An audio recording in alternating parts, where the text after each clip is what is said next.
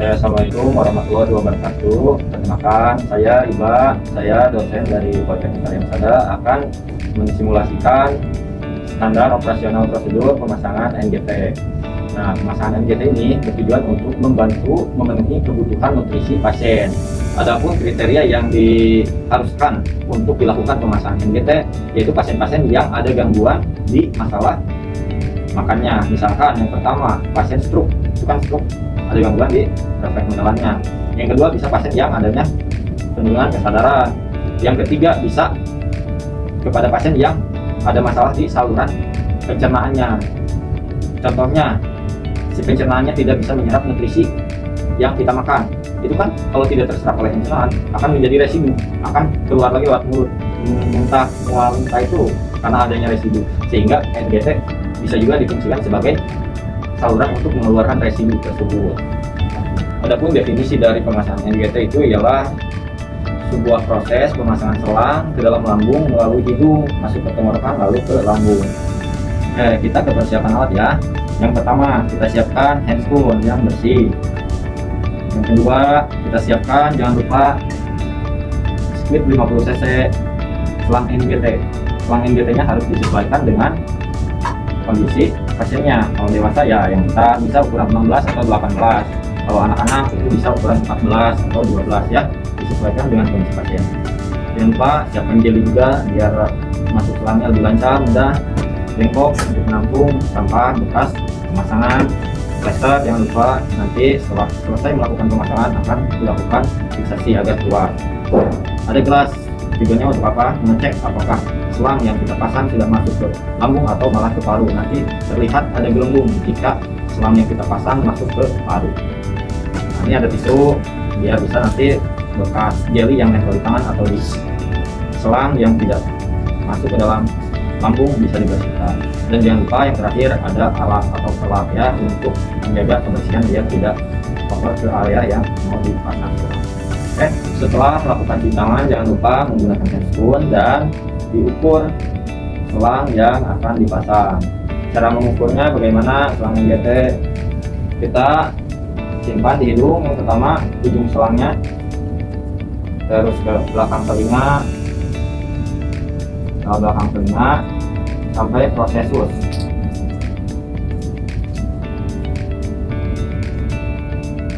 Nah, nanti setelah diperiksa kepanjangannya kita cek berapa senti, tandain agar kita tidak terlalu dangkal dan tidak terlalu dalam untuk pemasangan. Karena kalau terlalu dalam ini nanti menekan dinding lambung itu tidak nyaman, tidak enak. Dan kalau terlalu dangkal itu nanti takutnya mudah lepas. Setelah dilakukan pengukuran, kita lanjut ke pemasangan pelak.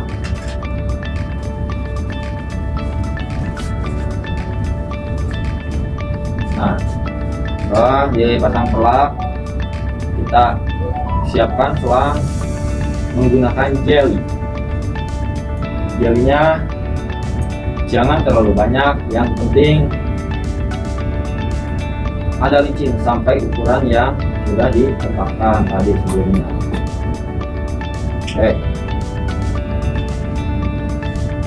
Setelah kita kasih jeli, posisikan pasien terlentang, jangan semicolon, karena semicolon itu membuka saluran pernapasan lebih lebar, lebih luas, itu berpotensi salah memasukkan selang malah ke paru nanti. Nah, selain itu posisi terlentang, kepala ditekuk, lihat wajah saya, ditekukkan kepala gini agar si saluran pernapasan di sini tertutup, sehingga potensi untuk masuk ke paru itu sangat kecil dan potensi untuk masuk ke lambung selangnya itu lebih besar dan tinggi. Ya, kita mulai ya. Bismillahirrahmanirrahim. Saat dilakukan pemasangan, jika ada tahanan itu kalian nggak usah cemas, nggak usah dipaksakan, jangan sampai dipaksakan, nanti malah akan melukai, mencederai refleks menelan pasien. Itu kan pasien bisa menahan dan bisa menelan. Nah, itu kalau kita paksakan itu nanti jadi luka berdarah ya. Jadi saat pasien ada tahanan, kita tenangkan terlebih dahulu. Kalau pasiennya kooperatif, kita minta tolong pasien untuk bantu menelan. Tapi kalau pasiennya tidak kooperatif, kita tenangkan dulu sampai pasien refleks menelannya itu udah tidak ada tahanan. Kita jangan memaksakan. Adapun teknik untuk melancarkan selang masuk itu bisa dengan cara memperintilkan kalau bahasa Sunda. Diputar kayak orang yang mau ngurek. Nah, seperti itu diputar gini. Biar nanti selang di dalam yang ujungnya itu kalau kita putar, nanti dia bakal nyari jalan tersendiri. Kalau ada selang rongga yang kosong di jalan ini di tenggorokan yang ada refleks menelannya itu nanti nyari jalan sendiri. Siapa tahu ada rongga kosong yang sehingga membuat dia selang ujungnya itu masuk. Kalau udah masuk itu lancar ke dalamnya. Oke ya, lanjut ya. Nah, udah lancar. Setelah terpasang gini, fiksasi terlebih dahulu, jangan langsung dilepas. Fiksasi pakai plester. Oke. Saat selang sudah terpasang, jangan lupa bersihkan jeli yang menempel di tangan. Di selang itu dibersihkan. Tadi misalkan kedalaman selangnya itu udah diukurkan 55 cm. Nah, kita masukkan juga 55 cm. Ada yang tahu nggak, saat kita sedang memasukkan selang, tanda bahwa selang itu masuk ke paru atau ke lambung itu sebenarnya bisa terlihat saat kita sedang memasukkan. Contoh, kalau selang masuk ke paru, tandanya apa saat kita masukin? Yang pertama, adanya embun atau uap yang keluar karbon dioksida. Itu biasanya ada berembun di dalam selang. Itu tanda masuk paru. Yang kedua, selang tidak akan masuk sampai 50 cm. Karena kalau masuk ke paru, itu rongga paru itu kecil dan nggak akan masuk sampai sedalam 55 cm. Karena semakin dalam rongga paru itu semakin menyempit, sehingga selangnya nggak akan bisa masuk lebih dalam. Yang ada akan mencederai, membuat sesak pasien. Dan adapun tandanya yaitu pasien mual-mual dan batuk-batuk kalau kita salah memasukkan, malah masuk ke rongga paru. Setelah dibersihkan selangnya, tangan kita dibersihkan juga pakai tisu agar tidak lengket. Kita fiksasi dulu terlebih dahulu pakai plester agar tidak keluar selang yang sudah terpasang.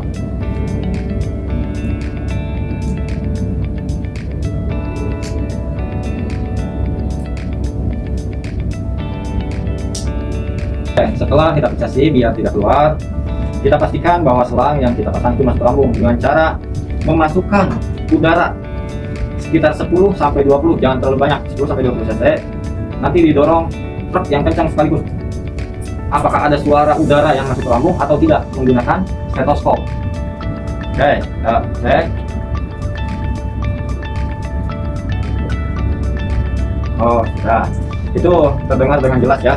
Jika ada suara udara masuk ke lambung itu, suaranya seperti cek kayak gitu, kayak ada yang masuklah ke lambung. Tapi kalau nggak masuk ke lambung, itu nggak ada suara sama sekali di lambung, biasa datar gitu. Ya. Nah, selain itu bisa kita cek di selangnya ke dalam gelas, apakah ada gelembung udara atau tidak. Jika ada gelembung udara itu tandanya masuk ke dalam paru. Jika tidak ada gelembung udara itu berarti masuk ke dalam lambung. Oke, tidak ada ya. Setelah itu kita fiksasi yang kuat. Kalau sudah pasti, sudah yakin masuk ke lambung, kita fiksasi yang kuat agar tidak mudah copot.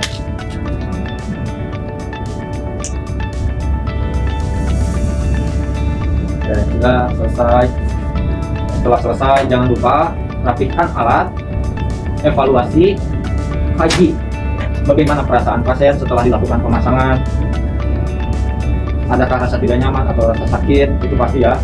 Tapi kan ini juga demi kepentingan pasien, tetap harus dilakukan. Bapak, bagaimana kondisinya sekarang setelah dilakukan pemasangan? Adakah rasa yang tidak nyaman di hidung atau di tenggorokan atau di lambung? Jangan lupa evaluasi, rapikan alat. Nanti setelah selesai, buka sarung tangan, cuci tangan. Setelah melakukan tindakan wajib cuci tangan lagi. Setelah melakukan tindakan cuci tangan, kita kembali ke ruangan membawa alat-alatnya. Jangan lupa didokumentasikan jam, tanggal, bulan, tahun pemasangan NGT Bapak, biar nanti bisa dijadwalkan kembali untuk pergantian selang NGT. Ada dua jenis selang NGT yang biasa digunakan. Yang pertama, selang NGT silikon itu bisa untuk 30 hari atau 1 bulan. Yang kedua, ada yang biasa, itu hanya untuk 7 hari. Jadi jika sudah 7 hari harus diganti. Oke, berikut tutorial pemasangan NGT dari saya. Semoga bermanfaat. Kurang lebihnya mohon maaf. Wassalamualaikum warahmatullahi wabarakatuh.